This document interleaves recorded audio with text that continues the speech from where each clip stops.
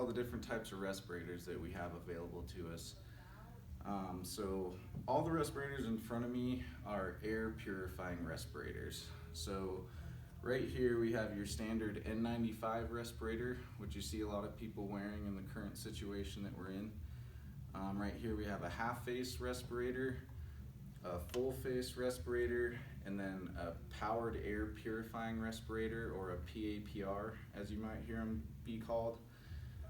All these respirators have a different protection factor associated to them. So a protection factor is a term created by OSHA, which essentially means the decrease of the concentration of harmful substances in the air that you're breathing. So your N95 and your half mask respirator have a protection factor of 10. Your full face respirator has a protection factor of 50, and then a PAPR has a protection factor of 1,000.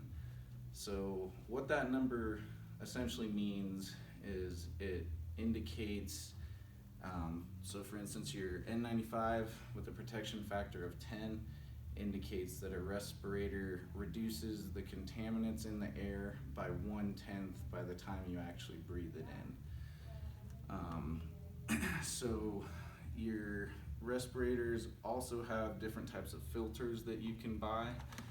On the half face here, we have a particulate filter. So this is a small HEPA filter that only filters any kind of dust or debris that's in the air that you're breathing.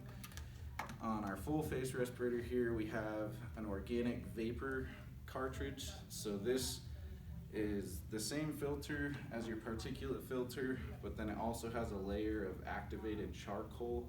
So that helps filter any strong odors or gases that you could be breathing.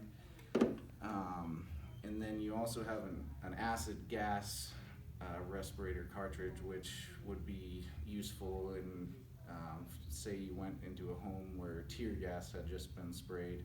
That would be the most effective cartridge in that situation.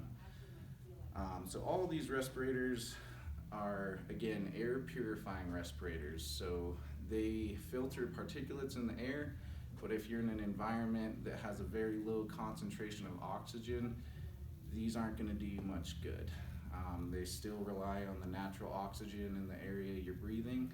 In order to work, they just filter molecules out of that air. But if you were in a fire, for instance, where there's very low amount of oxygen available, that's when you would want to have a supplied air respirator or a self-contained breathing apparatus, which you see a lot of firefighters wear.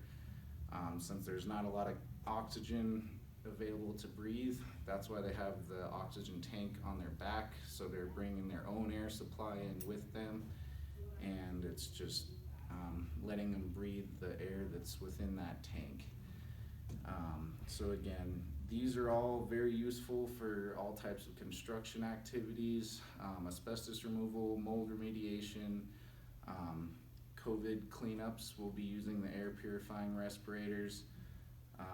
But if you're doing work underground, or if you're in a fire, if you were underwater, that's when you see people wearing the scuba respirators. All those are designed for environments where there's no oxygen. So these are all the respirators that you generally see in the construction industry.